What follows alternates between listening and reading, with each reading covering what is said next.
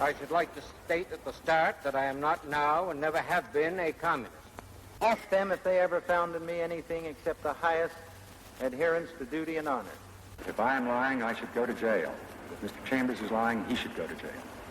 I am not and never have been a communist. In this cell, there was also Owen J. Lattimore. All that Senator McCarthy has been trying to do is expose the communists who have infiltrated the Department of the Army. And let me say that I am honored when people come up to me on the streets, perhaps I don't deserve this honor, and say, you're the man who killed Joe McCarthy.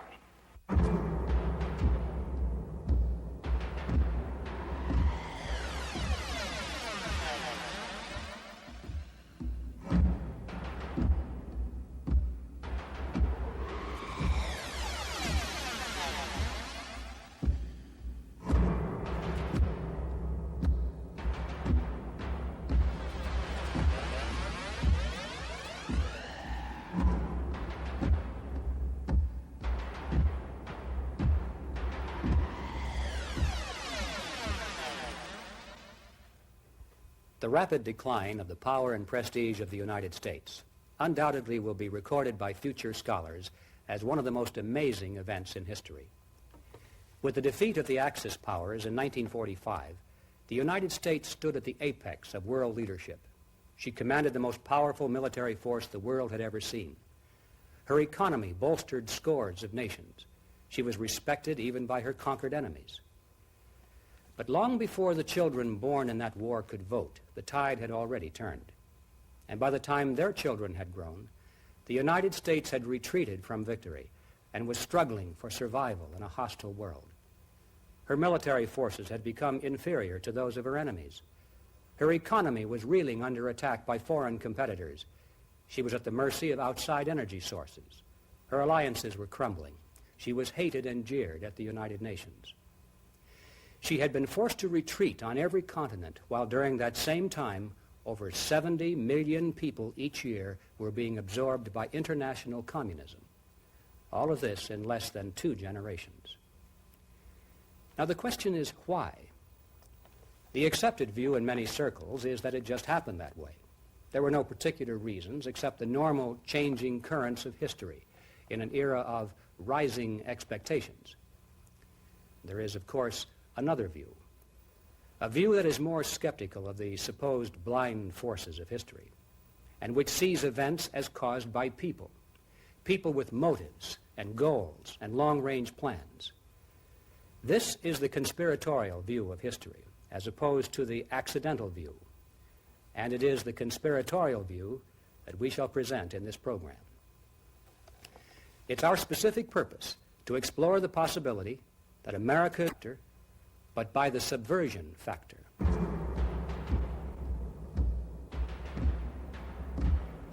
The most significant aspect of communist expansion since 1945 is the fact that it has not been accomplished by traditional military force. These countries were not conquered by external invasion of Soviet troops, but by internal terrorism, revolution, and subversion by people who were citizens of each target nation.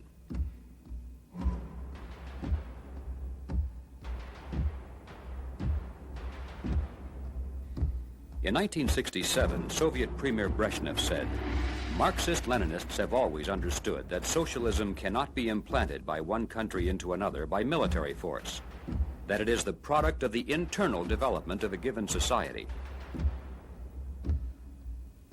Brezhnev's predecessor, Nikita Khrushchev, was even more explicit when he said, "I am convinced that tomorrow the red flag will fly over the United States, but we will not fly the flag. It will be the American people themselves."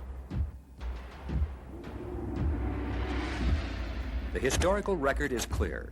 The prime directive of communist strategy is conquest. The most important lesson to be learned is that at the time of takeover, the actual number of communists in any country is usually less than 3%, and in many cases, such as the Soviet Union itself, it has been less than 1% of the total population.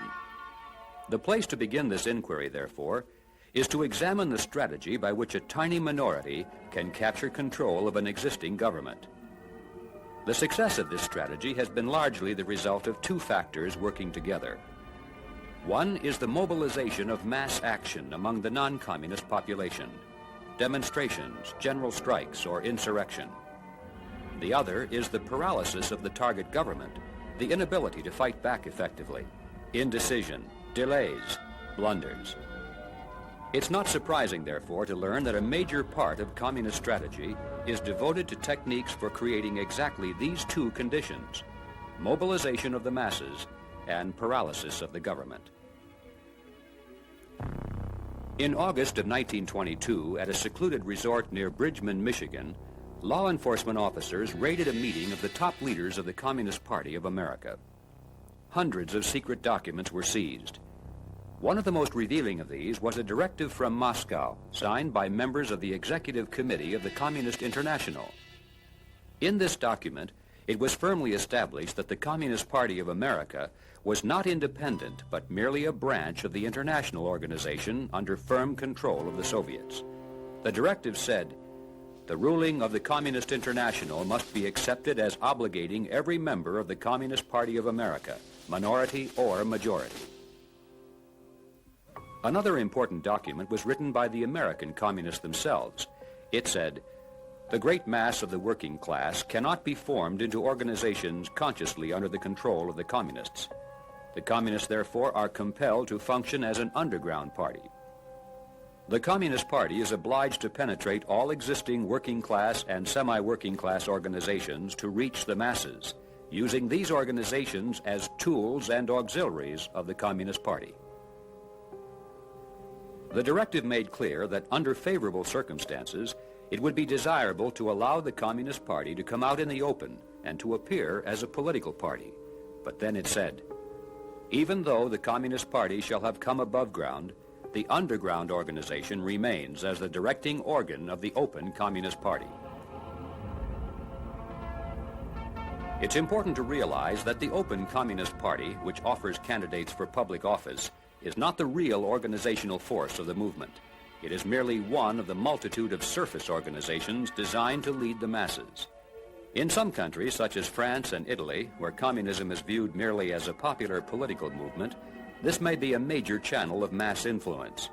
But in countries such as West Germany, England, or the United States, where the communist label is not popular, it is through the other surface organizations that the underground seeks control of the masses, while the visible communist apparatus serves as a decoy to lull the electorate into believing that the movement is small and harmless. Manipulation of the public is an important part of communist strategy, but the second and equally important objective is paralysis of the target government. For this to be accomplished, it is necessary for the underground to infiltrate into the government itself. I was one of the editors of the Student Review, which was a more or less communist-controlled student paper, and Edmund Stevens. Nathaniel Weil joined the Communist Party at Harvard in 1932 after becoming convinced that capitalism was doomed and that the only other alternatives were communism or fascism. Shortly afterward, he obtained employment under the Roosevelt administration in the Department of Agriculture. After I had been at the job for about a year, when I was 23, I received a telephone call from a voice which simply identified itself as Hal from New York. And Hal asked me to meet him at a restaurant in a part of town which government officials did not frequent. I inferred, of course, that Hal represented the Communist Party. And he told me that his name was Hal Ware.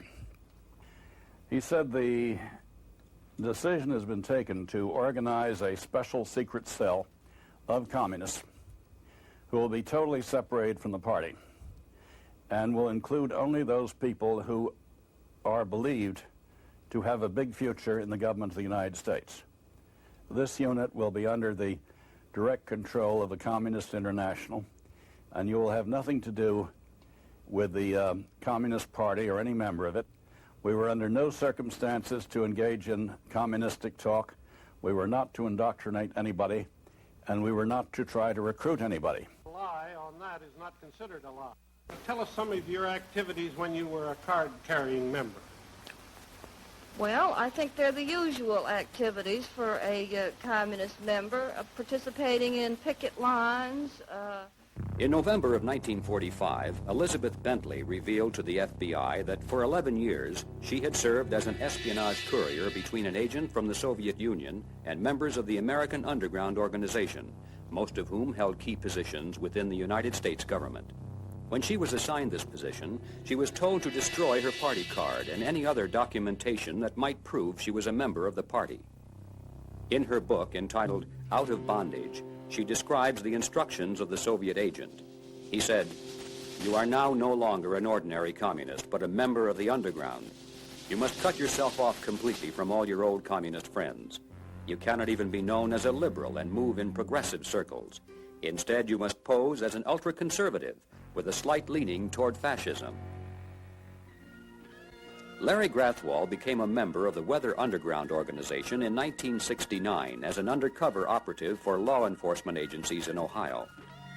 Before breaking away and testifying in 1970, he had risen to the rank of courier and carried directives from the Central Committee to the operating units within various cities. After explaining how the Weather Underground serves the purposes of the Soviet Union with control exerted through Cuba, he then explained the importance of what are called sleepers in the Soviet underground. However, I can tell you that while I was with the Weathermen, we had certain people that were recruited out of universities that were not allowed to attend meetings, that were dealt with on an individual basis by the person that recruited them, and the idea was for this person's record to be absolutely clean so that he or she could work themselves into key positions of authority and responsibility and therefore be able to do a lot of damage at the right time. Obviously, it would be best if they were in the government somewhere, but or in public utilities, but really it was sort of like you go on and make your career as best you can. And when the time comes, we'll let you know. So this person could be a vice president or a president of a corporation, multinational or otherwise. Primarily, it was to keep them out of the limelight and keep their records clean. Law enforcement was an area they'd like some of them to get into. As a result of the testimony of scores of individuals from within the communist movement, we're able to get a clear picture of one of the most important components of the underground structure. This is the elite corps, the moles in high places. They have special assignments that require deep cover, and they're considered too valuable to risk being exposed, even to the rank and file of dedicated communists who themselves may belong to other parts of the underground. The important question, of course, is to what extent has this communist underground been successful? Lies the history of subversion by bribery, blackmail, or terrorism. But the subversion of government from within government is a gigantic subject by itself. And it is to that history that we shall turn our attention next. The Communist Party in the United States was officially established in 1919, only 2 years after the Bolshevik seizure of power in Russia. During the following 2 decades, over 100,000 American citizens flocked into the party. Unemployment and economic depression had convinced them that capitalism was crumbling, and a fear of the rising specter of fascism led them to embrace what they believed was the only alternative. By 1941, when the United States and Russia became allies in World War II, many people viewed American communists as merely patriots and socialist dreamers. And it was in this atmosphere of benign acceptance that the party consolidated its penetration into government. In fact, attempts even to investigate communism were firmly opposed at the highest level. The National Maritime Union was then under control of the communists, it's not now, and they were putting their operatives on ships, and they had a network of intelligence. Robert Morris, for many years, has been a key figure in the anti-subversion program of the federal government. He was chief counsel to the Senate Internal Security Subcommittee, and during World War II was the officer in charge of the counterintelligence unit of the 3rd Naval District in Washington. After describing how President Roosevelt had ordered the Navy to allow Communist Party members to serve as radio operators with access to secret military communiques, Mr. Morris then turned to the subject of Soviet defector Viktor Kravchenko. So we had to meet him clandestinely, and he was with the Soviet Purchasing Commission.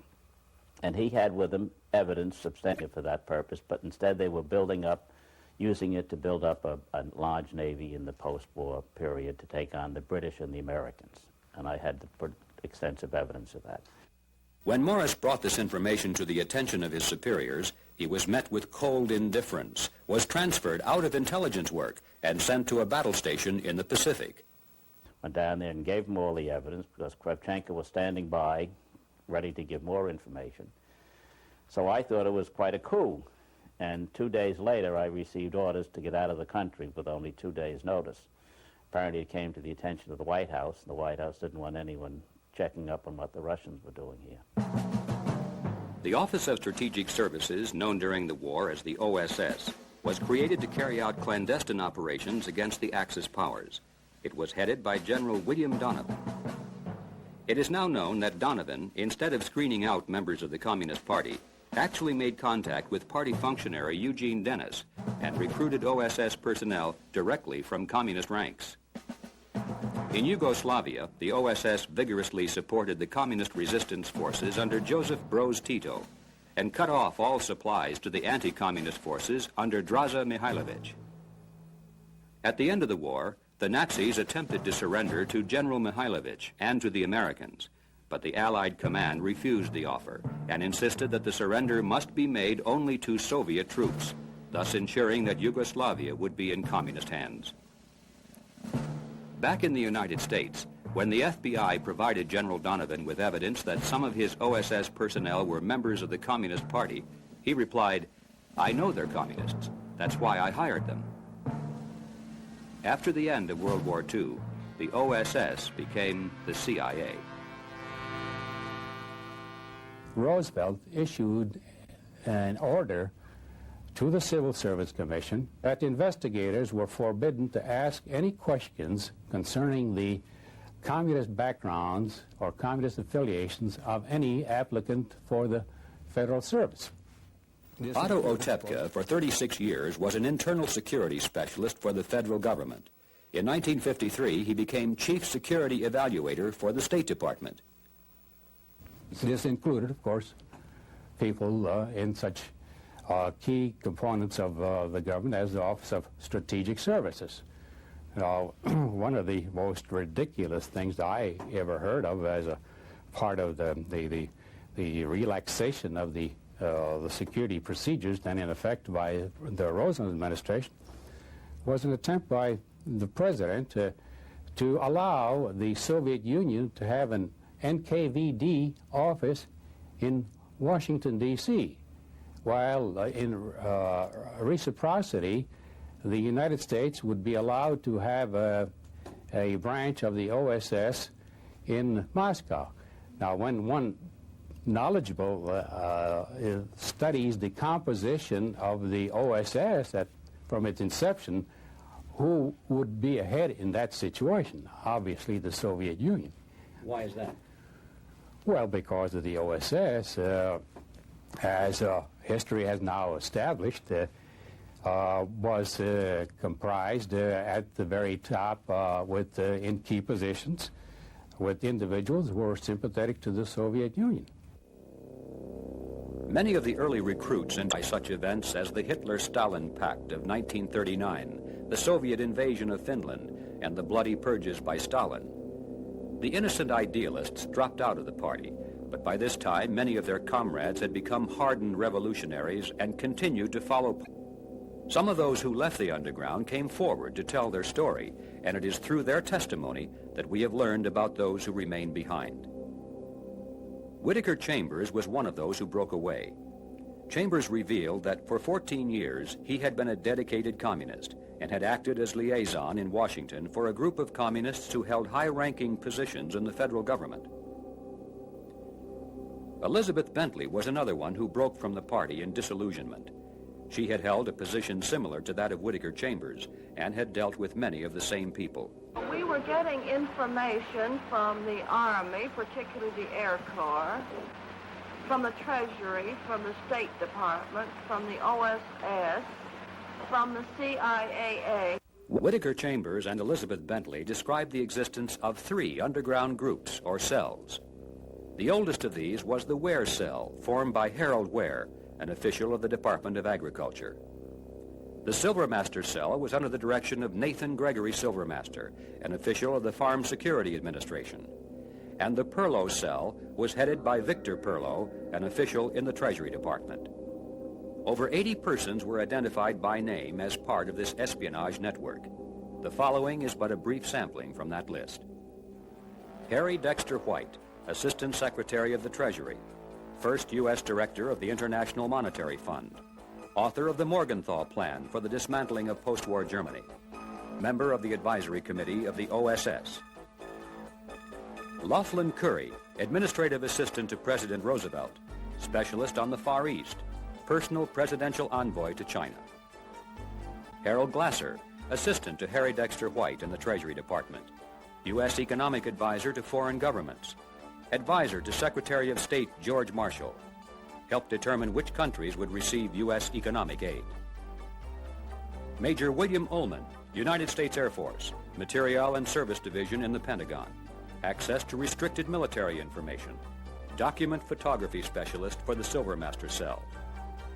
Also named were Frank Coe in the Treasury Department, John Apt in the Department of Justice, Nathan Witt, Henry Collins in the Department of Labor, Sonia Gold in a Congressional Investigative Committee, and in the OSS, Maurice Halperin, Donald Niven, Duncan Lee, Helen Tenney, J. Julius Joseph, and Donald Wheeler. But perhaps the best-known name of all was Alger Hiss. Ask them if they ever found in me anything except the highest adherence to duty and honor. Then the committee can judge and the public can judge whether to believe a self-discredited accuser whose names and aliases are as numerous and as casual as his accusations.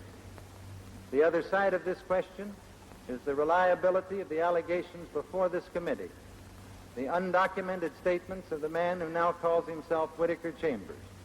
I don't hate Mr. Hiss.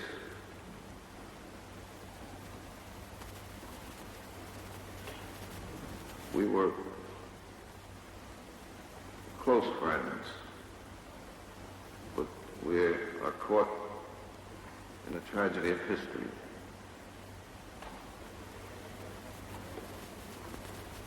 Mr. Hiss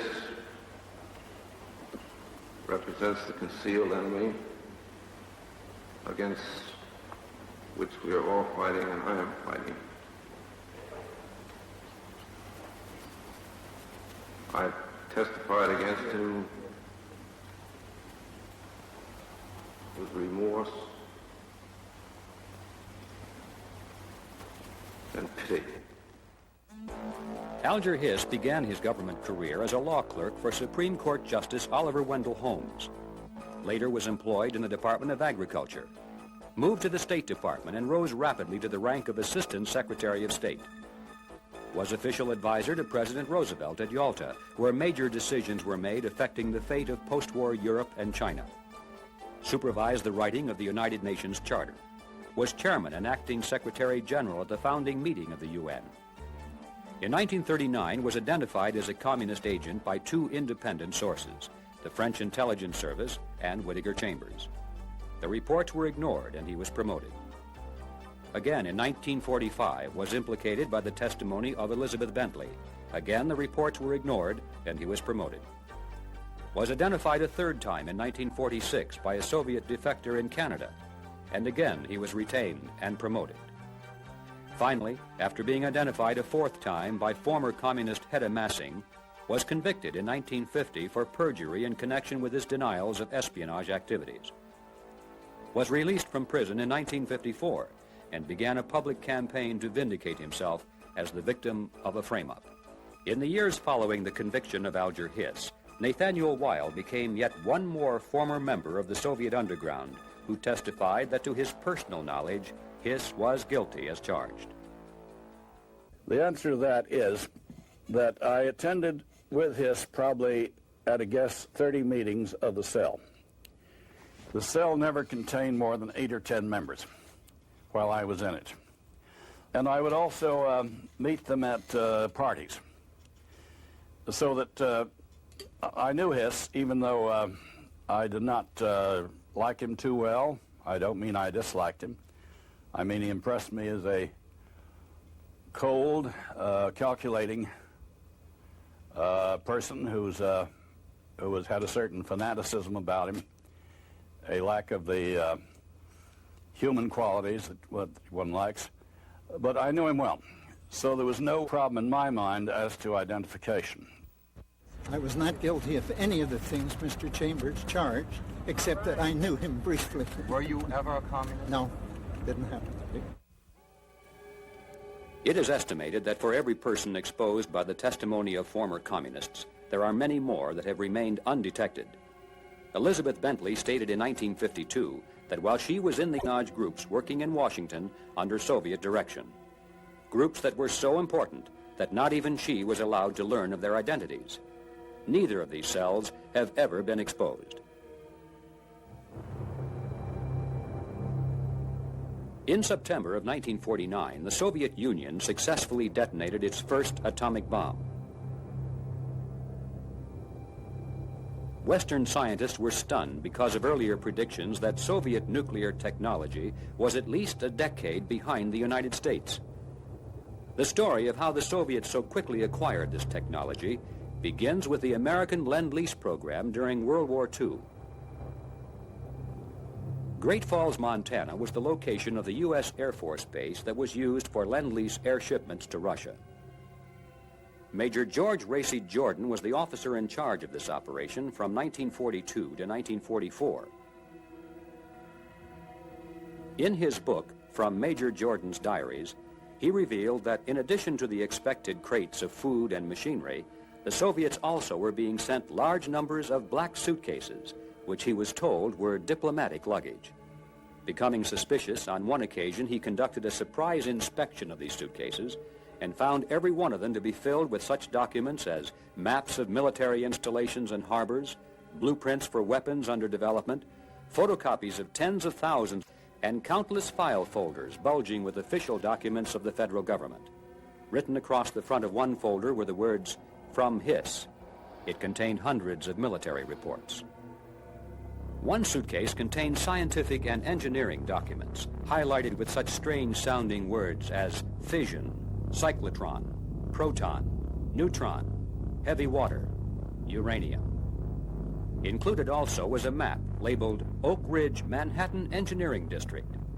And attached to these materials was a handwritten note on official White House stationery addressed to Anastas Mikoyan, the number 3 man in the Soviet Union. The note was signed by Harry Hopkins, the American official in charge of the Lend-Lease program, President Roosevelt's personal advisor and friend. In 1943, Hopkins at the White House spoke with Major Jordan by telephone, told him to expedite a special shipment that was coming through and not to make any official record of it. When the mysterious cargo arrived, it was identified as uranium salts. The shipment was sent through, and as requested, no official record was made, except in Major Jordan's diaries. In September of 1945, a Russian code clerk named Igor Guzenko, assigned to the Soviet embassy in Ottawa, approached Canadian officials and asked for political asylum.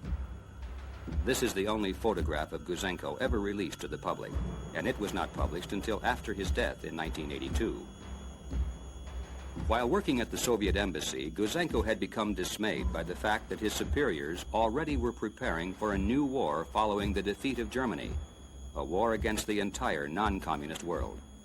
As a code clerk, he had access to all secret communiques, and he brought many of these with him to prove the truth of his allegations. Wearing a hood here to preserve his anonymity as a protection against reprisals, Guzenko revealed that there was a group of Canadian citizens with important positions within their government who in reality were agents of the Soviet Union. But the most electrifying disclosure of all was that the network included one of the top scientists working in cooperation with the United States on the atomic bomb project. His name was Dr. He was second in authority only to the head of the Canadian project. He had provided the Soviets with information about the secret test of the bomb, and he had delivered to them actual samples of uranium. When confronted with the evidence, Dr. May confessed that everything Guzenko had revealed was true. Another British scientist on loan to the United States was Dr. Emil Klaus Fuchs, who had been assigned to work at the top-secret facility at Los Alamos, New Mexico. He was one of the few people at that time who had knowledge of how to construct the bomb trigger mechanism. Under questioning, Dr. Fuchs confessed that he also had been working with the communist underground, and that he had given the Soviets drawings and detailed instructions on how to assemble and explode the atomic bomb.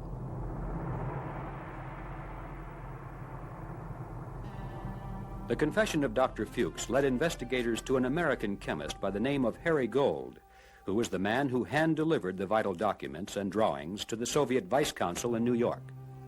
When Gold was confronted with Dr. Fuchs' testimony, he too confessed, and this led to the exposure of a network of American citizens who were in a position to channel top-secret nuclear information into Soviet hands. The trail led to David Greenglass, the man who made the actual drawings of the bomb's trigger mechanism, and to his sister, Ethel Rosenberg, and her husband, Julius, who were convicted and executed for their part in coordinating the espionage operation. At the conclusion of the trial, federal judge Irving Kaufman declared that this was the crime of the century. He said, "I have searched my conscience to find some reason for mercy. It is not in my power to forgive you." Also convicted at the same trial was Morton Sobel, who had attempted escape to Mexico to avoid prosecution. And finally, the trail of espionage led to Professor Philip Morrison, who admitted earlier Communist Party membership and who had access to virtually all secrets of the A-bomb while employed at the Manhattan Project. In retrospect, it is now clear that the detonation of the Soviets' first nuclear weapon in 1949 was an achievement not of research and science, but of espionage and subversion. Following the disclosure of the Soviet theft of America's nuclear technology, congressional committees began to take an interest in learning more about communist penetration into government. In 1947, for example, Louis Boudens was called to testify before the House Committee on Un-American Activities. He had served as the managing editor of the official communist newspaper, The Daily Worker, and had been a member of the party's National Committee. Boudens later revealed that one of the government's most respected experts on China, Owen Lattimore, was a member of the communist underground. In this cell, there was also Owen J. Lattimore. This I know from reports received in the Politburo and given to me officially as managing editor of the Daily Worker. Owen Lattimore was the man who was sent to China by President Roosevelt to serve as the official U.S. advisor to Chiang Kai-shek, the nationalist Chinese leader who then was struggling to prevent a communist takeover of his country. John Stuart Service was another State Department China expert who came under investigation.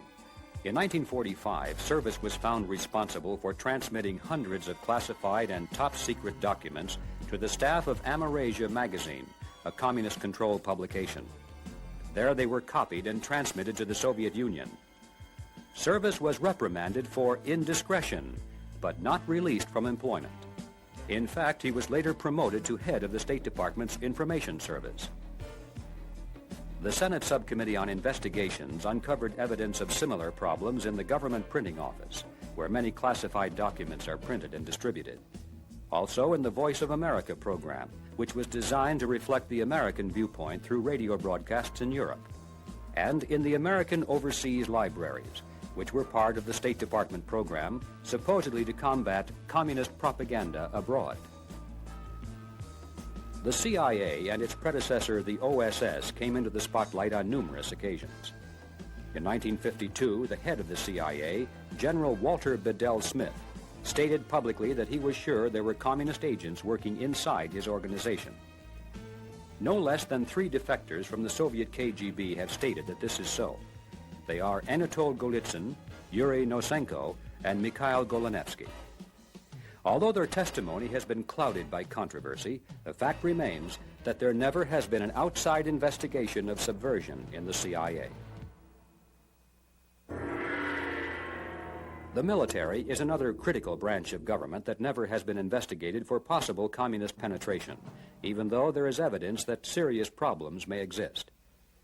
In Italy, for example, in 1967, Giorgio Rinaldi confessed that he had been part of a Soviet underground operation involving 300 officers in NATO, some of whom were American military officers. In 1954, Lieutenant Colonel Yuri Rastorov of the Soviet Secret Police sought political asylum in the West. He had been the director of Soviet espionage operations in Tokyo. After coming to the United States, he revealed that he personally had worked with several members of the American Military Intelligence Service. In 1964, Swedish Air Force Colonel Stig Wennerstrom admitted that for 14 years he had transmitted information to the Soviets regarding nuclear strike capabilities of NATO and the United States. When asked where he obtained this information, he replied that it was from the head of the American Intelligence Service at the Pentagon.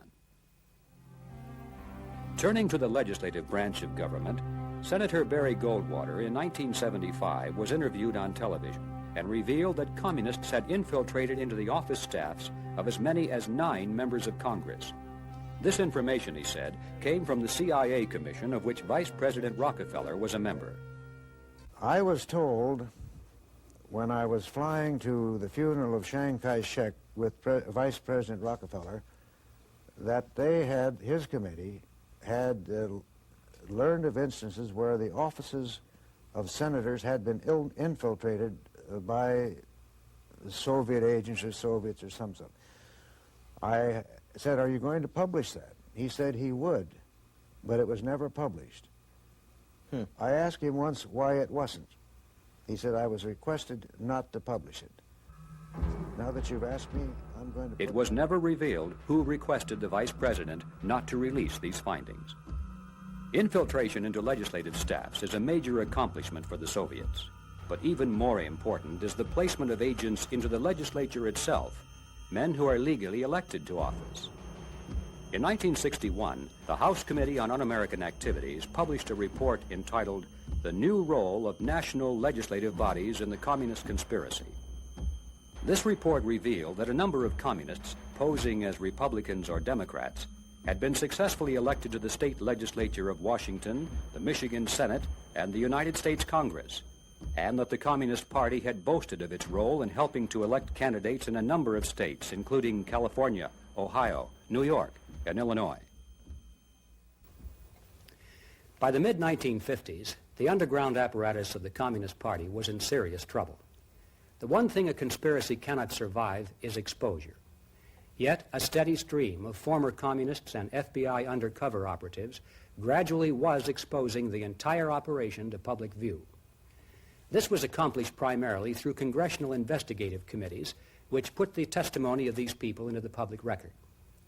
And one of the most important aspects of this history is the fact that even though the President and the heads of various government agencies repeatedly were informed by the FBI and given names with documented proof, almost never were these Soviet agents removed, and in fact many of them were promoted until the investigative committees of Congress stepped in, made the information public, and created external pressure for action. As far as the communists were concerned, something had to be done to stop these committees. And it is the story of how they succeeded in that counterattack that we shall take up next. There's no contest between Senator McCarthy and the Department of the Army. All that Senator McCarthy has been trying to do is expose the communists who have infiltrated the Department of the Army. The late Senator Joseph McCarthy, in the minds of many, has become the symbol of anti-communism in America. His detractors have used the word McCarthyism to mean political hysteria and lack of concern for the rights and reputations of innocent people. His defenders view him as the fallen warrior against the hordes of pro-communists in both government and the press. It's not our purpose here to retell the McCarthy saga, but it is important to observe in passing that McCarthy's critics seldom have challenged his basic facts, choosing instead to condemn him on questions of 205 security risks in the State Department. No one denied that such people were on the payroll, but they attacked him because he was not always consistent with the number of names on his list. When he said that there were pro-communist books in the overseas library program, there was no question of it, but he was condemned instead for book burning. No one denied his claim that security risks were employed at the secret testing laboratories at Fort Monmouth, but they criticized him for obtaining this information from a document he was not authorized to have. And when he charged that General Ralph Zwicker had protected and promoted a known communist in the military, his facts were never challenged. He was attacked instead for losing his temper and speaking harshly to a brigadier general. You hear all this talk about Senator McCarthy's methods, usually in a derogatory sense, like people saying, well, I agreed with his fight against communism and his goals, but I didn't agree with his methods. In 1951, Roy Cohn had served as the assistant federal prosecutor in the trial of atomic bomb spies Julius and Ethel Rosenberg. But from 1953 to 1955, he was the chief counsel for the Senate Subcommittee on Investigations, of which Senator McCarthy was chairman. Somebody like Bill Buckley will take the position that, well, his controversiality maybe in the long run hurt the cause and things like that. I don't buy that. Somebody had to make this fight. Senator after senator had declined to do it. It was a dangerous fight because, as we've discussed, you were taking on the media, you were taking on people with vested interests in covering up these communist activities, and it took a man who was a man to do it. And Senator McCarthy was that man. So you can say by his fearlessness and his courage, he made himself an open target for the enemy. Well, that's true. I suppose he did. But that was the risk of the game, which he was willing to take, and which I think the results he achieved. And I, again, keep coming back to where we are today, because you have to view everything in perspective. If the communists had turned out to be a bunch of pussycats who held free elections in Czechoslovakia and Poland and Hungary and Bulgaria and so on and so forth, and who never went near Afghanistan, or who embraced solidarity and said, you want freedom, you've got it, I'd look like an awful fool today, and I wish I did. But unfortunately, history has proved the opposite, that what we were yelling about 25 years ago has all come true, and there isn't that much left of the free world. Regardless of the controversy surrounding the career of Joseph McCarthy, regardless and above all others, the destruction of his political career and the placement of the word McCarthyism into the American vocabulary was the turning point in the fortunes of the Soviet underground. From that moment forward, any outspoken anti-communist could be discredited in the public mind merely by labeling him a McCarthyite.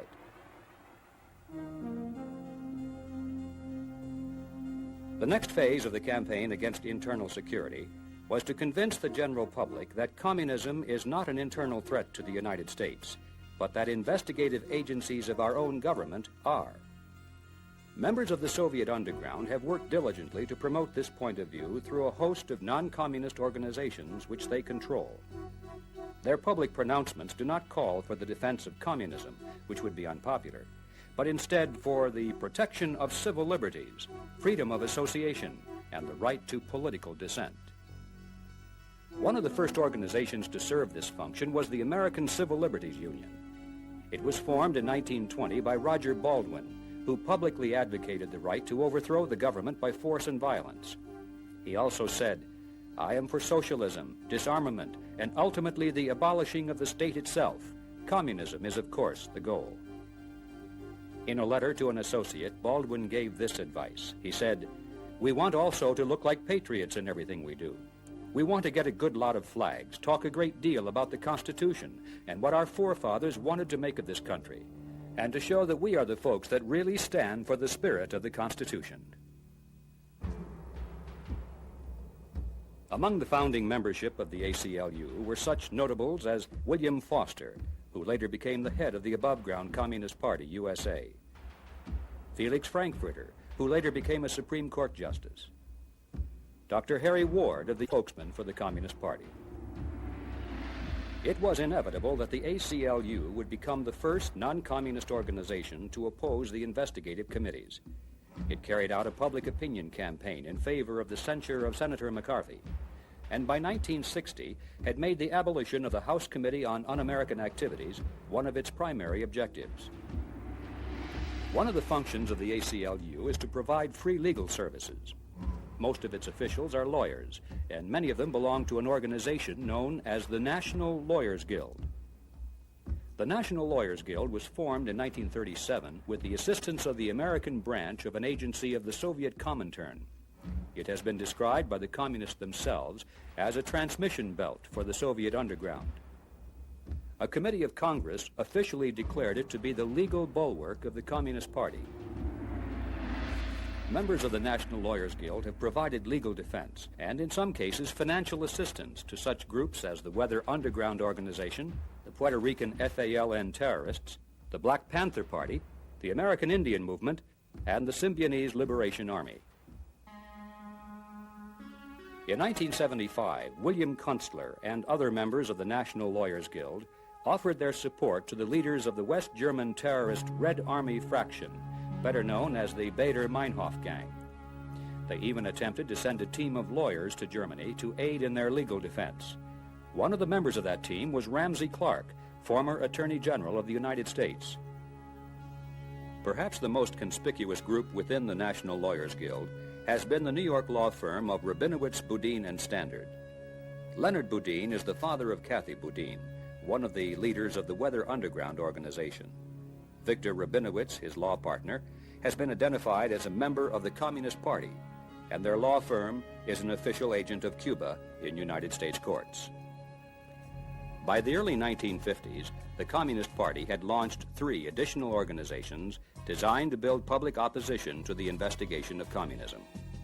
The first of these fronts was called the Civil Rights Congress, which used the theme of defending minority rights as a means of raising money for the legal defense of Communist Party leaders. The second was the National Committee to Abolish the Un-American Activities Committee, in which 7 of the 13 national officers were identified members of the Communist Party. The third was the Emergency Civil Liberties Committee, officially cited in 1958 as a communist front. Frank Wilkinson has been an organizer for both the National Committee to Abolish the Un-American Activities Committee and the Emergency Civil Liberties Committee. On 2 separate occasions, he has been identified in congressional hearings as a member of the Communist Party. Wilkinson currently is head of a new organization, the National Committee Against Repressive Legislation, and is sought after as a public speaker, particularly on college campuses, where he is presented merely as an advocate of civil liberties. Let us turn now to an actual event to see how these people and organizations have been able to achieve their objective. The event was a public hearing before the House Committee on Un-American Activities held in San Francisco on May 12, 1960. The purpose of the hearing was to gather testimony regarding the influence of the Communist Party in the San Francisco area. Frank Wilkinson is one of the first organizers to arrive on the scene. Working through a group, American Freedoms, he helps coordinate the distribution of thousands of copies of a speech by Congressman James Roosevelt, in which the House Committee on Un-American Activities... Well, have you had anything to do with the demonstrations in front of the City Hall today? No, I've just been an observer of those. Wilkinson and other members of the Soviet apparatus in California formulate a 4-point strategy for attack against the committee. First, they will generate public opposition to the hearing. Secondly, they will pack the hearing room with people who are hostile to the committee, drawing heavily upon radicalized students from the university. Third, they will disrupt the hearing with tactics of open defiance, forcing the police to use crowd control measures to reestablish order. Fourth, they will treat the utilizing news coverage of the action as evidence that repressive measures are used against innocent protesters. The packing of the hearing room comes off exactly as planned. The handful-of crowd that comes not to listen, but to protest. When the room is filled to capacity and hundreds are turned away, communist agitators seize upon this as a propaganda device to disrupt the meeting. From left to right, we see Ralph Izzard, Archie Brown, Sally Etarian Sweet, and Saul Wachter. Open the doors! Open the doors! What are you hiding? What are you hiding? We have nothing to hide. What are you hiding? Let the people in out here. Then get out, you un-American. That's what you should do. Pack up and get out. You are.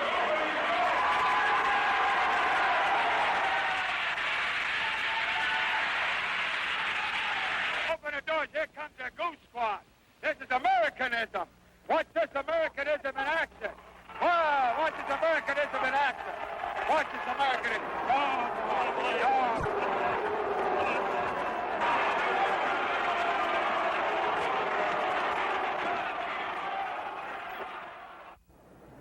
Douglas Wachter, son of Sol Wachter, is a communist-trained student organizer at the Berkeley campus of the University of California.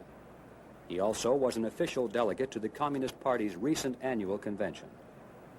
Pleading the Fifth Amendment when asked about his party membership, he presents himself not as an agent of a foreign power, but as a patriot whose only concern is to defend the Constitution. I cannot cooperate with the committee in answering any such questions. I feel I have an obligation as a citizen of this country to preserve the Constitution, and I do not feel I can do so in good conscience by allowing the House Un-American Activities Committee to inquire into my beliefs or associations. On the second day of the hearings, California State Assemblyman Philip Burton addresses a rally of protesters and calls for the abolition of the committee. His sister-in-law, Michelle Burton, was an official delegate to the 1962 Communist World Youth Festival in Helsinki. Burton himself has established a long record of support for officially cited Communist Front organizations. Philip Burton later would become a member of the United States Congress. William Mandel is a well-known news commentator over radio station KPFA. In due course, he is called to testify about evidence of his role in the Communist Party as an instructor in tactics. If you think that I am going to cooperate with this collection of Judases, of men who sit there in violation of the United States Constitution, if you think I'll cooperate with you in any way, you are insane. This question has no purpose other than to harass me.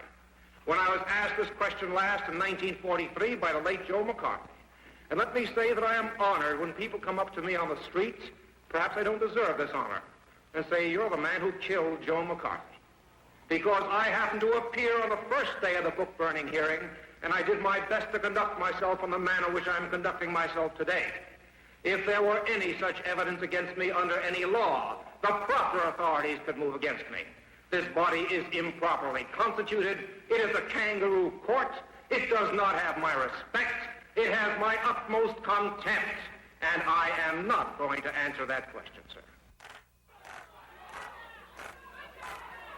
By noon of the second day, the unruly crowd has grown to such proportions that it now blocks access to other rooms in the City Hall, and the jeering and chanting interfere with proceedings in courtrooms on the third floor.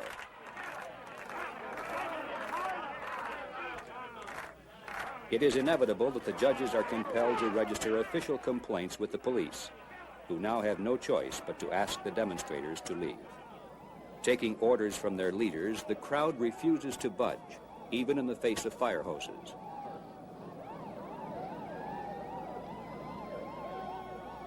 The result is a media event of great proportions, as the protesters are unceremoniously removed, one by one.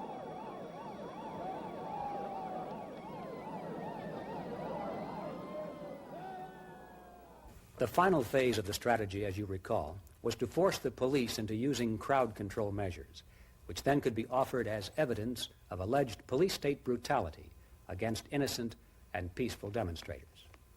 And so it was. The People's World, the official communist newspaper in San Francisco, prepared a special supplement which was widely distributed on college campuses and to waterfront workers. Thousands of leaflets also were distributed entitled From Blackmail to Blackjack.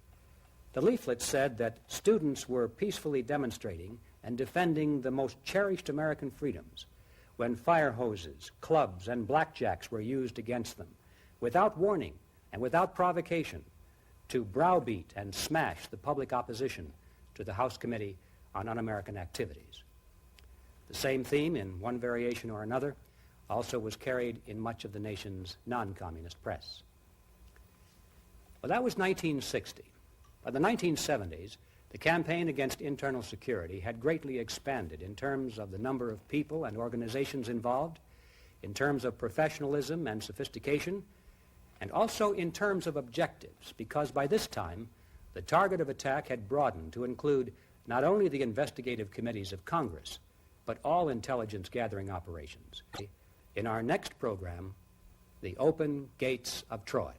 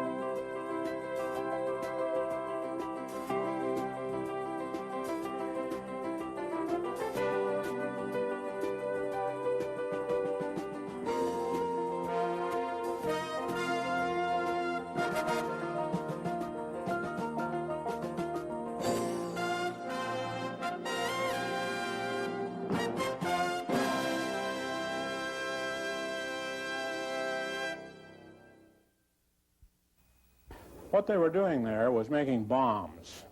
They were making anti-personnel bombs. They were taking 4 or 5 sticks of dynamite, hundreds of heavy nails, and taping the nails on the outside of the dynamite so that when it exploded, it would send those nails out in every direction, and of course, any one like a bullet. So they would have killed hundreds of people had they been successful. But because of my activities and other people's activities, the weathermen had to spend a lot of time trying to determine who the informants were, who the police agents were, and this distracted them from their goals. The two disinformation departments, again under the supervision of the Soviets, decided to start a long-term operation against the CIA. I believe in the naming of the names of CIA people working abroad. I think anybody who thinks that the Communist Party of the United States is a serious threat to the security of the United States in any way. Vice President Ford will be sworn in as president at that hour in this office.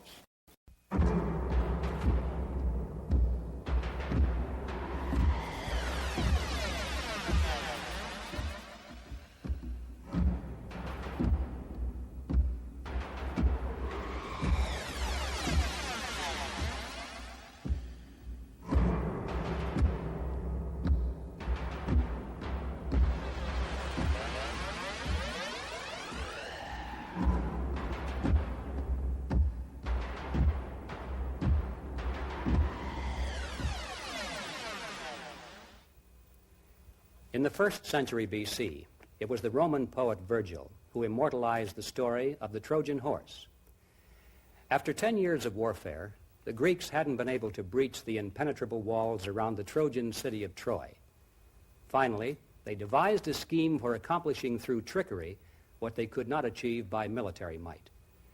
They built a large wooden statue of a horse and placed it outside the city gates, supposedly as an offering to the gods and a tribute to the Trojans, who were led to believe within its wooden belly.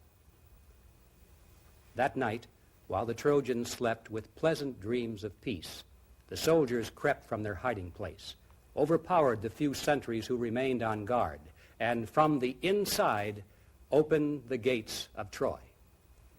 Legions of warriors waiting on the outside rushed into the defenseless city, and roaming through the streets at will, massacred the population. When they left, it is said that every building had been destroyed, and no living thing remained behind. Now, there is much in common between the ancient city of Troy and the United States of America.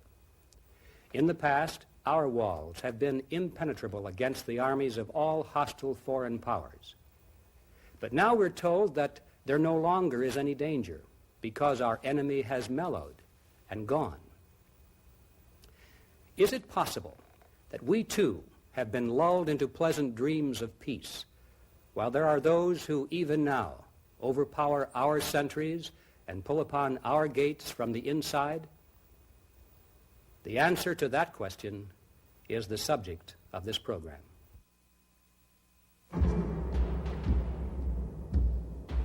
In Part 1, entitled Moles in High Places, we pose the proposition that America's retreat from victory since the end of World War II was the result not of a confusion factor, but of the subversion factor. We reviewed the official Soviet strategy for utilizing subversion as a method of conquest from within. We took a look at the record of early communist success in penetrating into the highest levels of our government.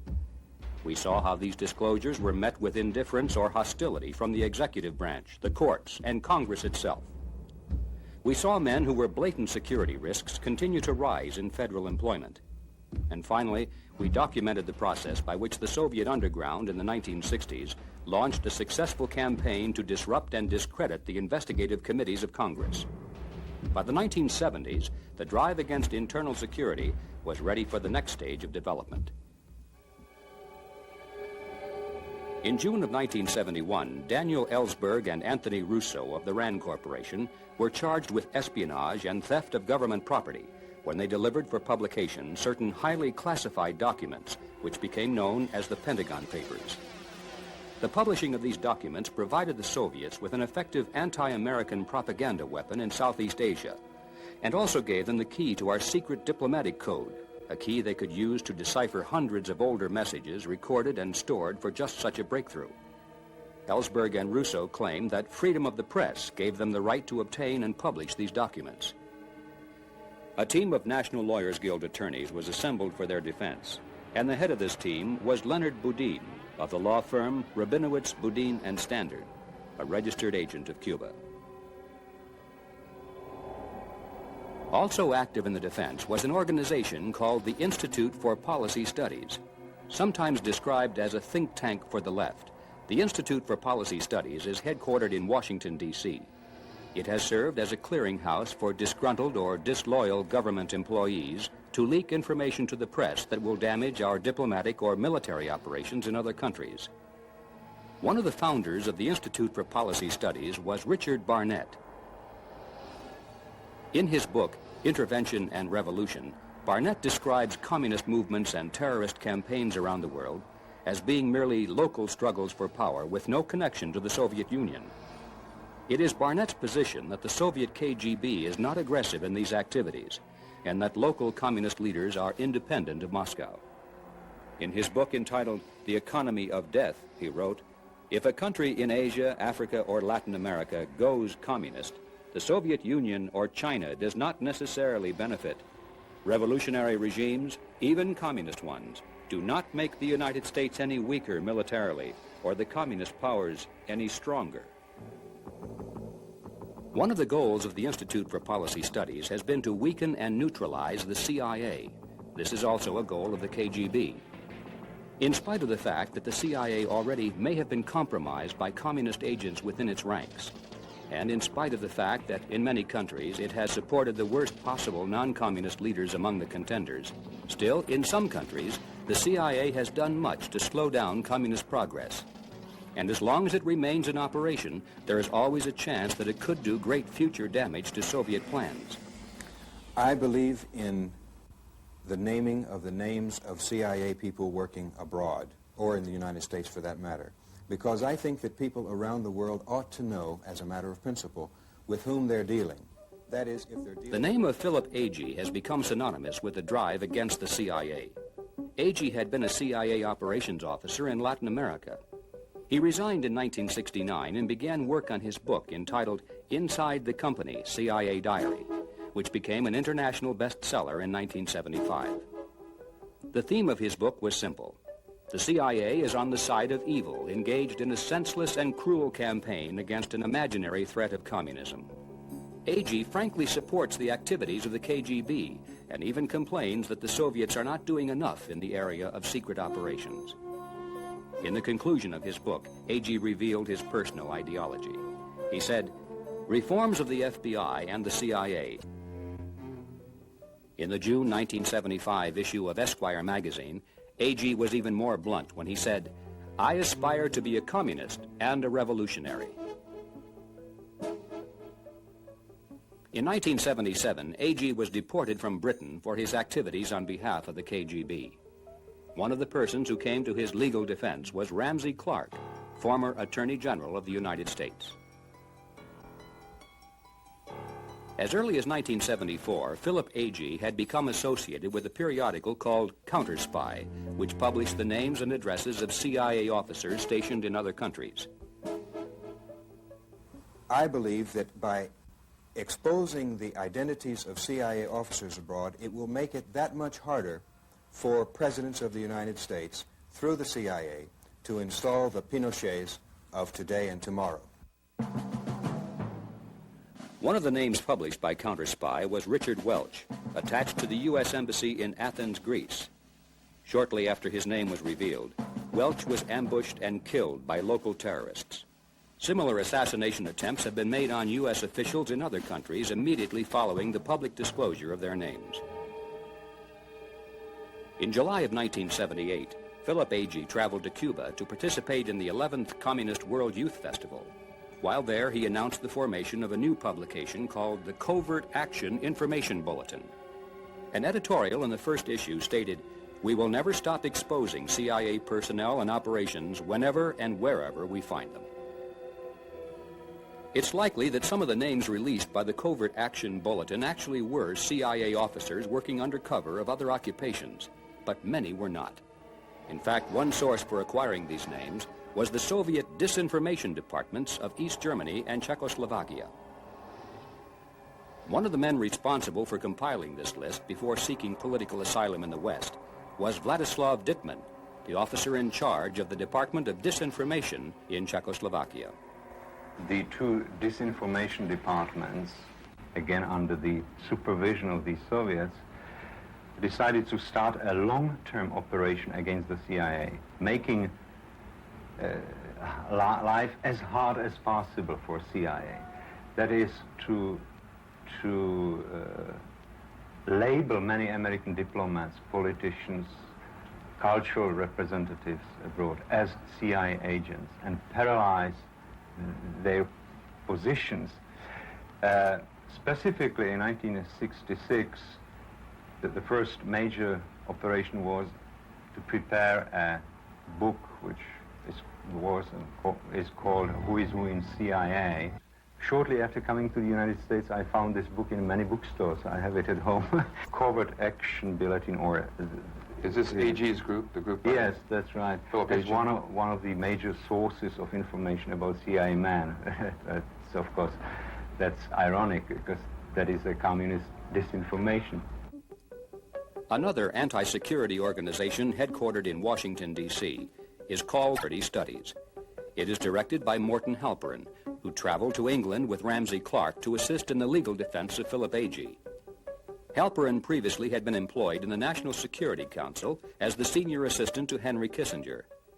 Halperin, in fact, was the man who personally prepared the Pentagon Papers for the government before they were illegally transmitted to the press. Later, he spent 5 months working with Leonard Boudin and other members of the National Lawyers Guild as a special consultant in the defense of Ellsberg and Rousseau. Mr. Halperin has become another prominent spokesman for the point of view that there is no threat of communism, that we can best combat the secret operations of the KGB by ourselves doing everything in the open, and that there is no need for us to be concerned over Marxist-Leninist movements in any country. Absurd. The notion that there is a Marxist-Leninist conspiracy in the world, in light of the very, very substantial differences between various countries who call themselves Marxist-Leninists, is absurd. I think the only people left who take Marxist-Leninism seriously are American right-wingers who have a need for seeing a conspiracy opposed to them. And I think during our interview, Mr. Halperin remained soft-spoken and composed while discussing questions of civil liberties and constitutional rights. But when we asked him about the Communist Party connections of his associate Leonard Boudin, this was his reply. That's absolute nonsense, and you know that's absolute nonsense. Mr. Boudin can speak for himself about his past affiliations, but I think that's, first of all, totally irrelevant to the question of the defense of Daniel Ellsberg, and also absolute nonsense. Leonard Boudin has been a member of the National Lawyers Guild probably for the last 30 to 35 years. He's been... Mr. John Reese is editor and publisher of Information Digest, an internationally recognized bi-weekly report specializing in matters of Soviet covert operations against the United States and the free world. It's very interesting to note that in the trial of William Miller and Mark Felt, who were two senior officials of the FBI, harassed in the courts under the Carter administration for their efforts to stop terrorism, a stipulated document was entered into the court record which said that Leonard Boudin had been a secret member of the Communist Party USA. Now, I think this is important, Mr. Griffin, that it was a stipulated document, and that in legal terms, I understand, is one that was agreed by both the attorneys for the defense and for the prosecution.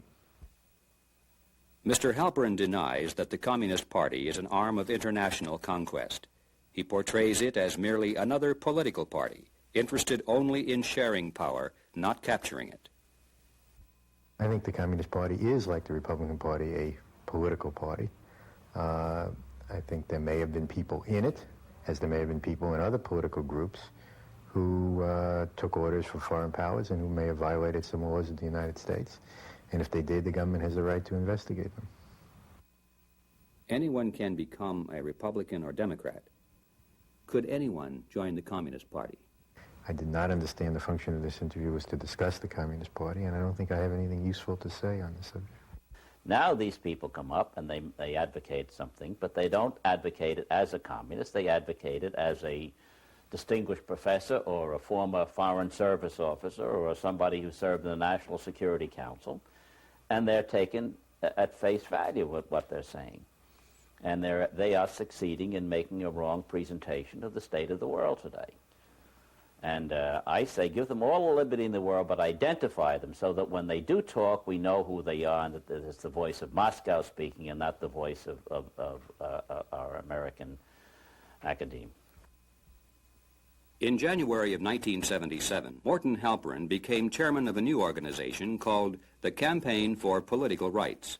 It was launched at a 3-day meeting held in Chicago, sponsored by the National Lawyers Guild. When we asked Mr. Halperin about the role played by the National Lawyers Guild, again he became upset by the question. I think when you attempt by asking questions about was the Campaign for Political Rights started by the Lawyers Guild, which will then be followed by a question of did I know that the Lawyers Guild was named by the California Un-American Activities Committee as a communist front, that the only conceivable purpose of such questions is to attempt to smear organizations and to discredit their work by tenuous and illegitimate connections which are absolutely irrelevant to what they're doing and can serve no other purpose than pure McCarthyism. That brings us up to date in terms of the more prominent individuals and organizations which have been working to dismantle our internal security system. The names have changed over the years, but the methods and the rhetoric have not. Now, in spite of the fact that this campaign has been going on now for well over 30 years, and in spite of the fact that it enjoys the backing of a major foreign power with almost unlimited funding and full-time professional leadership, still, many Americans are of the opinion that somehow we have survived the attack. Surely someone in government is watching these things. That, of course, is a comforting thought, but unfortunately it is not a reflection of reality. We shall take a hard look at that reality in the next part of this program.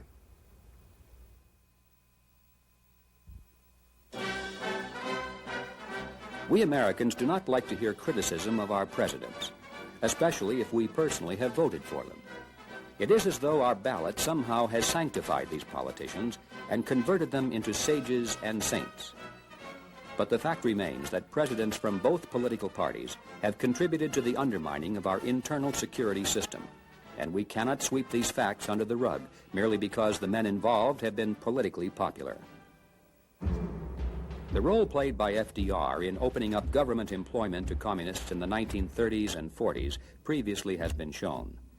When Roosevelt died in 1945, Harry Truman stepped into the presidency, but made few changes regarding internal security. In fact, Mr. Truman was upset by the exposure of Assistant Secretary of the Treasury, Harry Dexter White, especially when it was learned that Truman had promoted him after being told by the FBI that White was a communist. The president also was outspoken against the investigation of Alger Hiss and dismissed the issue as being merely a red herring. To prevent a repeat of these exposures, he issued orders forbidding the entire executive branch of government from giving to congressional committees any information contained in employee personnel records. This included the State Department. Although President Eisenhower had been elected to office partly on his campaign against subversion in government, employees of the executive branch to turn over to Congress any information regarding questions of internal security. With this single act, one of the main sources of information about subversion in government suddenly was cut off. The Supreme Court also has played an important role in the destruction of our internal security. For example, in 1956, communist organizer Steve Nelson was sentenced to prison for violating the Pennsylvania Sedition Act. But then the Supreme Court ruled that the Pennsylvania law was unconstitutional because supposedly it had been superseded by the federal Smith Act. this decision struck down the existing internal security laws of 42 states. Then, in a second decision, the Supreme Court declared that provisions of the Smith Act were null and void. In 1964 and 1965, the court struck down the laws that required American communists to register as agents of a foreign power. The justices did not deny that these people really did act as agents of the Soviet Union, but they declared that compelling them to register as such would violate their constitutional rights. These are but a sampling of over 30 decisions of the Supreme Court, mostly under the leadership of Chief Justice Warren, which have made it impossible to prosecute or even to investigate subversion in government. The Warren Court now is gone, but those who followed have not challenged these decisions, and the damage remains unrepaired. Another setback to our internal security program was the selection process by which government employees who administered that program were assured of being of a liberal or pro-Soviet point of view. Those who adhered to a hard line on security were eliminated, such as Otto Otepka, Chief Security Evaluator for the State Department. Shortly after the election of President Kennedy, Otepka was called to meet with Secretary of State Dean Rusk and Attorney General Robert Kennedy. They asked me about my attitudes and policies and procedures with respect to the administration of personnel security administration in the State Department under the new Kennedy administration.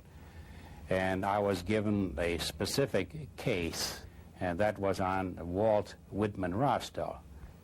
I was asked whether or not it would be possible for Rostow to come into the State Department without the benefit of a background investigation.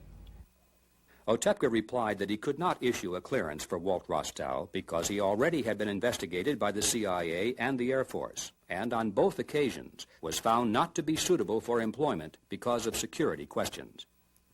This made the Secretary, and particularly Bobby Kennedy, very unhappy, and Kennedy said, in referring to the decision of the Air Force to turn Rostow down on a prior occasion, he said, "Those Air Force generals who did this are a bunch of jerks." Shortly after this meeting took place, Walt Rostow, the man who was denied a security clearance by the CIA, the Air Force, and the State Department, was appointed by President Kennedy to be his special assistant in none other than national security affairs. The Assistant Secretary of State for International Organization Affairs under the Kennedy administration was Harlan Cleveland. Cleveland had approached Otepka to see if there was some way to get Alger Hiss back into the State Department after his release from prison.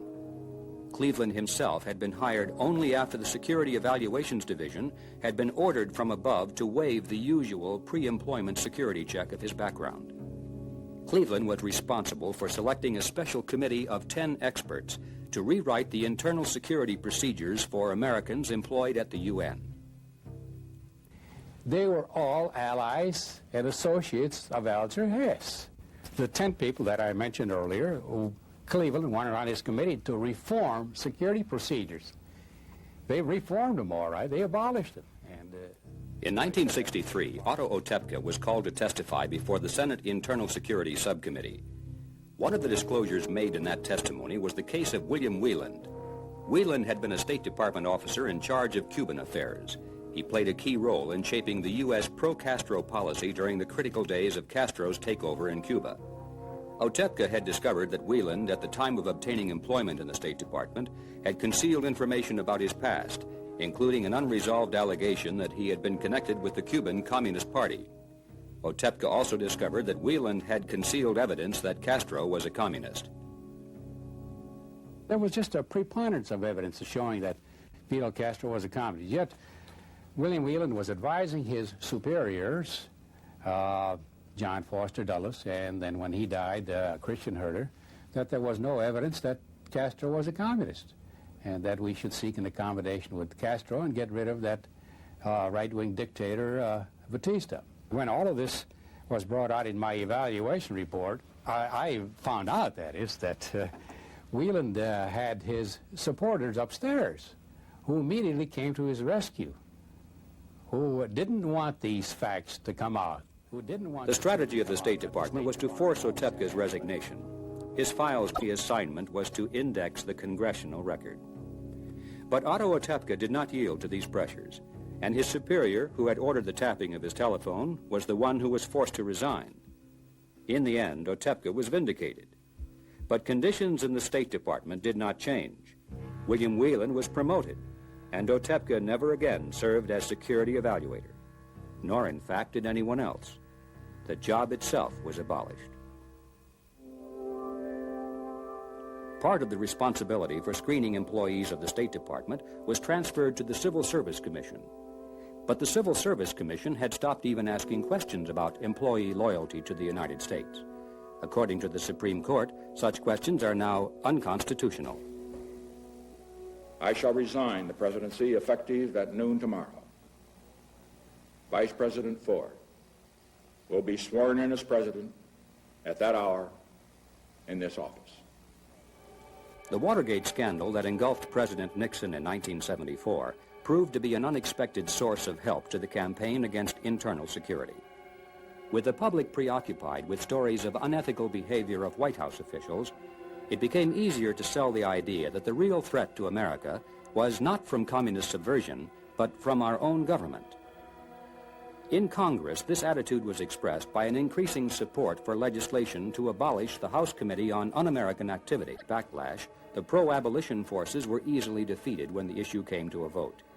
In 1974, the final vote was only 86 in favor of abolition, with 247 against.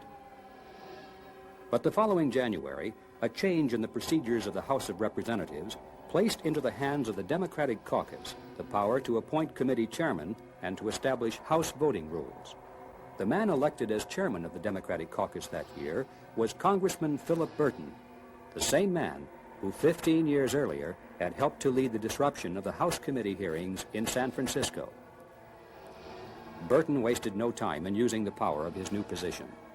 With the help of Congressman Robert Drinan, a Catholic priest from Massachusetts, and with other longtime foes of the committee, he drafted a measure to abolish it.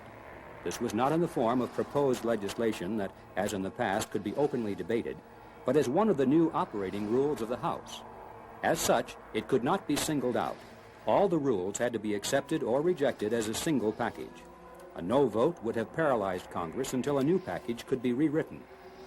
Many congressmen who favored the continuance of the committee were unwilling to delay the opening of Congress, and others were equally unwilling to vote against their own party caucus. And so, on January 14, 1975, the House Committee on Internal Security ceased to exist. After the vote, Congressman Drinan was recognized on the floor of the House and introduced into the congressional record a tribute to Communist Party member Frank Wilkinson for his efforts on behalf of the successful abolition campaign. With the elimination of the House Committee, the Senate Internal Security Subcommittee became the only anti-subversion investigative body left in Congress. But it too had powerful foes. The committee actually was a subcommittee of the Senate Judiciary Committee. One of the members of the Judiciary Committee was in March of 1977, Kennedy finally succeeded in gathering enough support to cut off all funding for the Internal Security Subcommittee. Abolished by lack of funding, there have been no hearings and no investigations since that date. Once the investigating committees of Congress had been silenced, the FBI became the primary target of attack. One of the first moves in this campaign was to destroy the prestige and morale of FBI agents by publicly charging them with criminal activities. This had long been a tactic of the ACLU and the National Lawyers Guild, but it wasn't until the Justice Department of the federal government assumed this task that the strategy became effective. In April of 1978, Mark Felt, formerly the number 2 man in the FBI, and Edward Miller, his assistant in charge of the Domestic Intelligence Division, were indicted in federal court. The purpose of these entries was to search for information that would reveal the whereabouts of terrorists who were known to be responsible for bombings in New York and Washington. Another purpose was to discover the planned locations of future bombs so they could be intercepted and destroyed beforehand. FBI Associate Director Mark Felt tells the story. In March of 1970, a luxury townhouse in Greenwich Village, New York, blew up. It was a tremendous explosion. And as an interesting sidelight, out of the smoking and dust and rubble ran two females. One was completely naked, and the other had a pair of jeans. That was the Kathy Wilkinson and Catherine Boudin. They went to neighbors and got clothes and eventually were spirited out of the country to Cuba. But the interesting thing, and most people don't know this and they should, what they were doing there was making bombs. They were making anti-personnel bombs. They were taking 4 or 5 sticks of dynamite, hundreds of heavy nails, and taping the nails on the outside of the dynamite so that when it exploded, it would send those nails out in every direction, and of course any one like a bullet, so they would have killed hundreds of people had they been successful. I was very concerned, and at that time I authorized FBI agents to enter the apartments of 5 members and supporters of the Weather Underground, trying to search for information that would tell us where the next bomb was going off, or what their plans were, or where the fugitives were, intelligence information. This is a technique called surreptitious entry. Some people call it a black bag job, which had been accepted in the FBI in important national security cases for as long as I was in the Bureau. Surreptitious entry is forbidden by law when used to gather evidence to convict a person for a crime already committed. But when used for the purpose of preventing a crime from being committed, especially in the field of espionage, it is an accepted practice in every civilized country in the world. In the espionage field, the worst thing you could do would be to get a warrant, because a warrant has to be served. And if you aren't in your apartment when we come to serve a warrant, we have to leave a copy of it attached to your front door. So if you're a Russian spy, what does that tell you? That tells you they're on my tail. I better stop what I'm doing. I better pull back. From the counter-espionage standpoint, you can't let the enemy know what you're doing or how much you know. So in 1977, the Civil Rights Division of the Justice Department, under Attorney General Griffin Bell, pressed formal charges against FBI agents in New York, claiming that the use of surreptitious entry into the apartments of members and supporters of the Weather Underground had violated their constitutional rights. I happen to know that the Civil Rights Division was recommending the indictment of from 50 to 60 FBI agents in New York as a result of this investigation. Well, that was, at that time, was when I felt I had to do something. So I came forward and made a public statement and said that I had authorized those, that if anyone was responsible, I was responsible. Ed Miller, who was another Bureau official, came forward a few days later and said pretty much the same thing. And it was as a result of that that Miller and I were indicted for violation of the civil rights of these individuals. On April 20, 1978, Mark Felt and Edward Miller arrived at federal court in Washington, D.C. for their arraignment. Former agents awaited their arrival at the steps of the courthouse to demonstrate support. It was clear that more was at stake than the future of 2 men. The FBI itself was on trial by its enemies. From the beginning, federal judge William Bryant demonstrated hostility to the FBI position. At several points within the trial, he even took over the role of prosecutor when the Justice Department attorneys were too slow in doing so. On the last day of the trial, Judge Bryant told the jury to ignore all issues except one. Did or did not the defendants have approval for these entries from the President? This was an incredible instruction because the defense had never claimed that they had been authorized by the President. That procedure had not been instituted by the Justice Department until 5 years after the events in question. By injecting this element at the last possible instant before the jury retired, the fate of the defendants was sealed. On November 6, 1980, Mark Felt and Edward Miller were found guilty of allegedly violating the constitutional rights of American citizens. Their fines were over $8,000, but their total legal costs for defense, an amount raised by FBI agents and friends, exceeded $1 million. By 1975, the Justice Department under the Ford administration had come under the control of Attorney General Edward Levy. since Levy had been a member of the National Lawyer's Office, would be directed toward the destruction of the internal security function of the FBI. Levy inaugurated a series of guidelines for future FBI investigations. Under these guidelines, which were based upon recommendations of the National Lawyers Guild and the American Civil Liberties Union, the FBI could no longer investigate individuals or organizations unless there was already proof that they were planning a criminal act. In a federal lawsuit brought against the government by the Alliance to End Repression, the Justice Department further stipulated that the FBI could not investigate unless the crime was to be committed in the next 48 hours.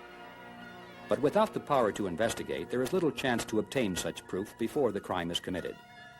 In the past, many bombings, hijackings, and killings have been prevented because the FBI had advance information as a result of prior months and even years of investigation.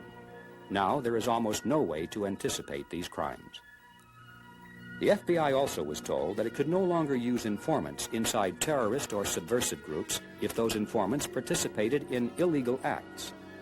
This sounds reasonable in theory, but in practice, an informant who refuses to participate in the illegal acts of other members of the group soon would be dropped from its innermost circles and would cease to be an informant at all.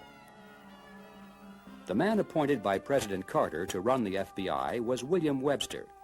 When confronted with the guidelines laid down by Attorney General Levy, Mr. Webster expressed satisfaction with them, claiming that they would clarify and simplify the task of the FBI. And simplify they did. Between 1973 and 1979, the number of continuing internal security investigations at the FBI dropped from over 21,000 to 147. That's a reduction of more than 99%. The number of special agents assigned to this work had been reduced to 143, an incredibly small force considering that during that same period, the number of KGB agents under diplomatic cover and operating as journalists or businessmen had grown to almost 2,000. In other words, there are about 14 times as many KGB agents in the United States as there are FBI agents to thwart them. And this is counting just foreign personnel. It does not take into consideration the much larger group of agents with American citizenship, which also is part of the Soviet underground. The CIA also has been weakened by administrative policies established at the top.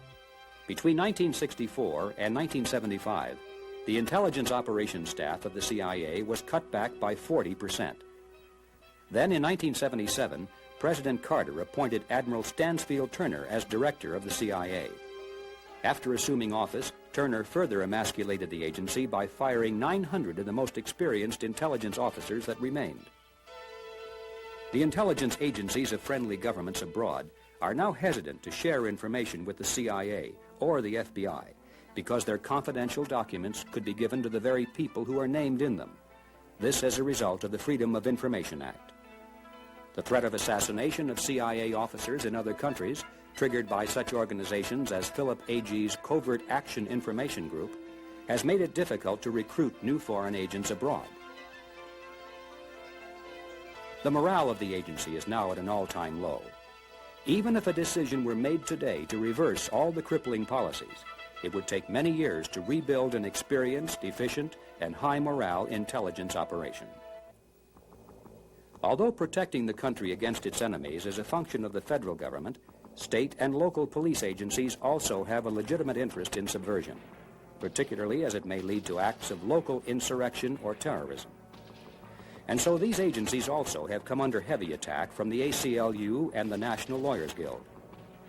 The tactic has been to raise the cry of police spying and to institute lawsuits designed to force these agencies to destroy their files and to stop the surveillance of communist activities.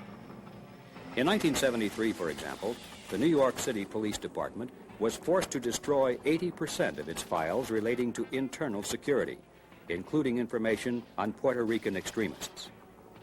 2 years later, the Puerto Rican FALN terrorists exploded a bomb in Francie's Tavern, killing 4 and injuring more than 50 people. And on New Year's Eve, 1982, they exploded 4 bombs in Lower Manhattan and Brooklyn. The FALN has claimed responsibility for more than 100 bombings in the previous 8 years, that have killed or injured scores of Americans. Had the New York police been able to continue the surveillance of violence-oriented groups, it is possible that this carnage could have been prevented.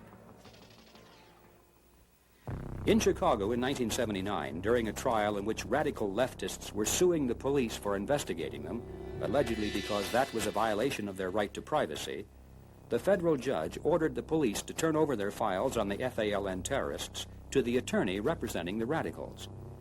The attorney, Jonathan Moore, was a member of the National Lawyers Guild, and 3 of his law partners were members of the above-ground branch of the Weather Underground organization.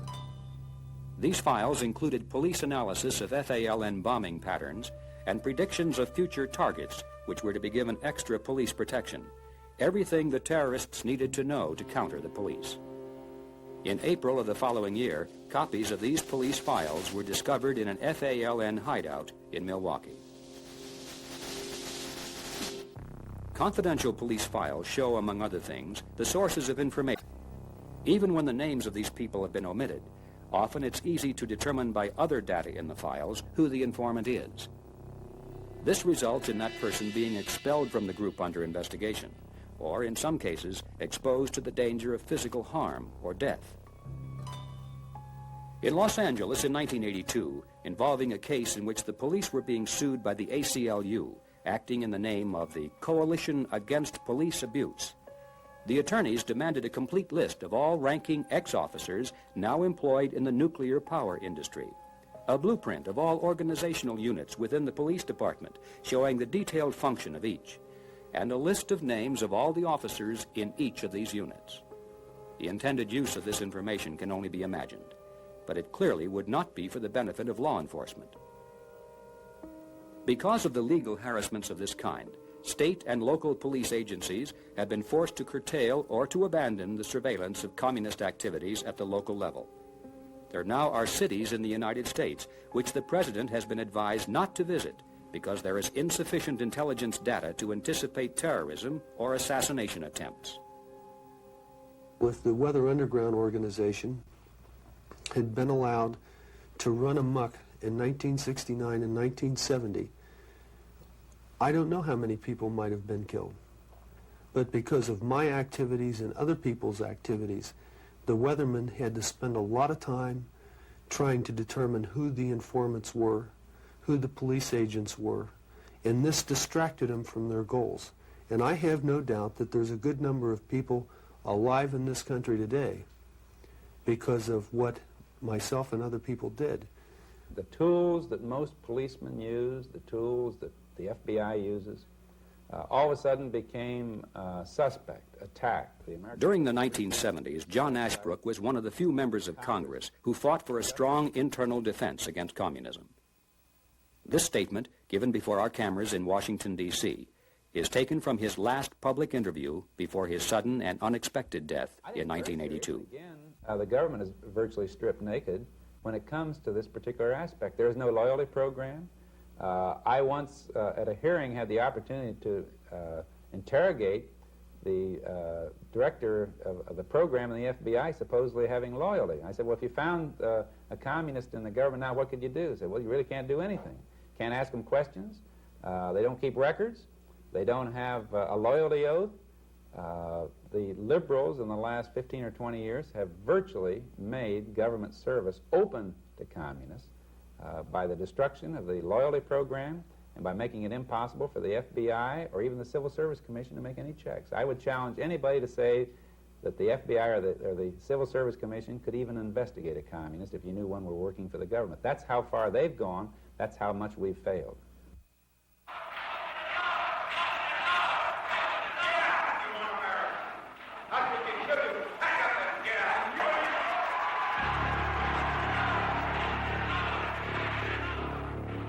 If you think I'll cooperate with you in any way, you are insane.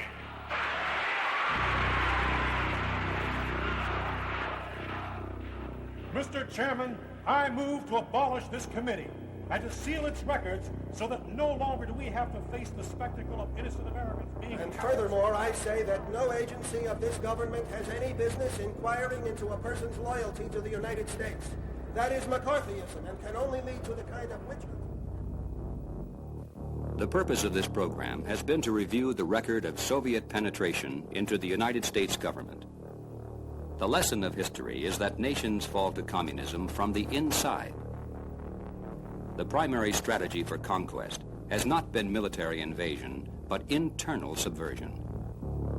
Yet, in spite of this reality, the United States has allowed all the layers that once existed as protection against internal subversion to be stripped away. First, the important investigative committees of both the House and the Senate were abolished. Then the Internal Security Division of the Justice Department was eliminated. The Subversive Activities Control Board was terminated by lack of funding. The Attorney General's list of subversive organizations is no longer published or even maintained. The counterintelligence units of the armed forces have been severely limited. The FBI has been forced to reduce its internal security activities by over 90%. State and municipal police agencies have all but abandoned their intelligence units. And the CIA has practically ceased to function as a defender of American interests around the world. Communists in our government? Well, to many Americans, the response is, so what, and who cares? What harm can they possibly do to a great and powerful nation as the United States? But recent history already has answered that question. It is the history of American paralysis in world conflict. Having fought a world war supposedly to protect Europe from Germany and to save China from Japan, at the end of that war, we gave the Soviets all of Eastern Europe, Manchuria, the Kuril Islands, the Chinese port of Dairen, the northern half of Korea, and half of Germany.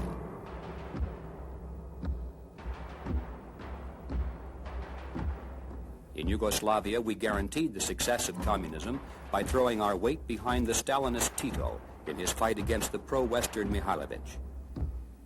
After the war, in a project called Operation Keelhaul, we used American troops to round up anti-communist refugees all over Europe to be shipped back to Russia where they faced execution or slave labor in Siberia.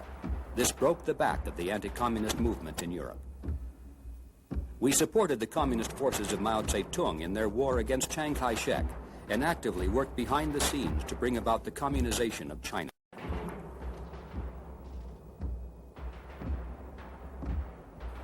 We created the United Nations and staffed the Secretariat with communists from the State Department. We gave the Soviets 3 votes in the General Assembly compared to 1 for us, and agreed further that a Soviet national would always be in charge of UN military activities.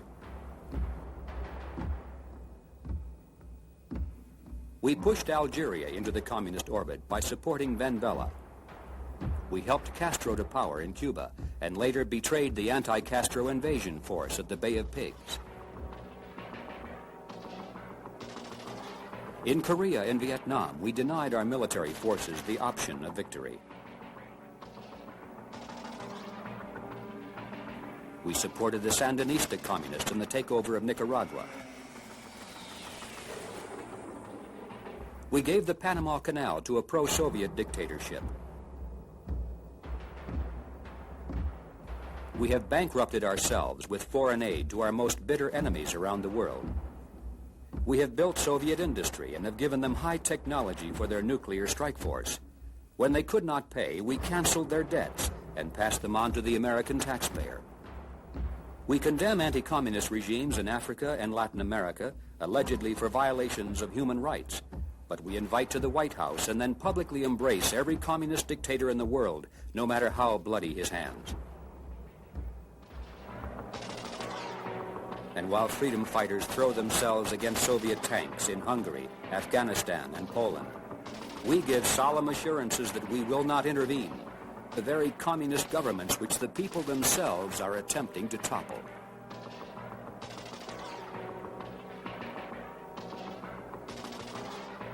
The hard reality is that communism would not be a major force today without the massive help received from the United States government, and that America's retreat from victory since World War II is the result not of a condition factor.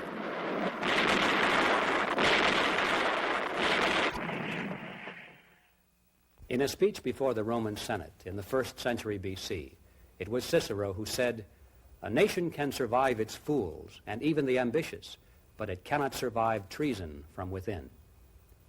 Now, it's not popular today to use the word treason, because that implies what we all dread, a state of war. But the truth is, whether we like it or not, we are at war, and we do have enemies outside our gates and inside who are sworn to our destruction. This is a new kind of war we face. We can't pick up our rifles and rush off to a foreign land to engage in open combat. The battle this time is here, in America itself. And the enemy doesn't wear a uniform or speak a strange language. He is from our country's best families and most prestigious universities. He's not found behind barricades, but in business and science, in the media, the pulpit, the classroom, and in government itself. How many of them are there and exactly where are they? We don't know. And that's the problem. Under present conditions, we have absolutely no way to find out. Now, Americans traditionally are jealous of their liberties, and it's proper that we should be vigilant against government encroachment into our private lives. But we have allowed our enemies to take advantage of this legitimate concern and to use the Constitution as a shield for treason. We must realize that there's no such thing as absolute freedom. For every right, there's an equal and opposite restraint. To have freedom of assembly, we must deny the right to yell fire in a crowded theater. And to have a system of political freedom for all, we cannot allow totalitarians the freedom to destroy the system itself. The Constitution was never intended to be a national suicide pact. And so the first step back to safety and sanity is to restore, as rapidly as possible, all the layers of internal protection that have been stripped away. This must begin in Congress, with legislation to reverse the offending Supreme Court decisions. Then the Freedom of Information Act must be overhauled to exclude internal security cases. The restrictive FBI guidelines need to be revised in favor of national security, and the congressional investigative committees need to be reactivated. Now, in 1981, the Senate did establish a subcommittee on internal security and terrorism under the chairmanship of Senator Jeremiah Denton. Now, that was a good start, but hampered by lack of funds and a limited staff, the committee has not been able to extensively investigate any aspect of subversion inside the United States. It needs to be funded and strengthened. Now, the CIA says that it's a hostile world out there, and we need a CIA to counter the activities of the KGB. But we do not need people running it who think the best way to oppose communism is to set up a socialist regime with communists in it. Of one thing we can be certain. Presidents may come and go, and some may say the right things during election campaigns. But after they assume the office, they'll become engulfed by a giant bureaucracy which will provide them with advice, select the information they receive, and carry out their orders. Until there is a major clean-out in Washington, we can be sure that presidential intentions, no matter how pro-American, will be subverted. Something somehow will go wrong with the best of plans. Until the underground is exposed and routed, there isn't the slightest chance that any president or even the Congress can reverse the disastrous trend of the past 40 years. And if we do not reverse that trend, not only will we push the rest of the world into communism, but we ourselves will become the ultimate prize of Soviet conquest. I know these are extremely hard and unpleasant thoughts, but frankly, it's time for us to face the truth, no matter how ugly it may be. The truth is that the subversion factor is the single most important reality in current world affairs. And the fact that many Americans have never even heard about it is an indication of how successful it has been. If we are to survive in freedom, we must strip the Soviet underground of its constitutional camouflage and also its advantage of secrecy and deception. We must expose its goals, its tactics, and its agents to public view. Finally, when forced to compete in the open on the basis of the honest merit of its ideas, it then will cease to exist in a society of free men.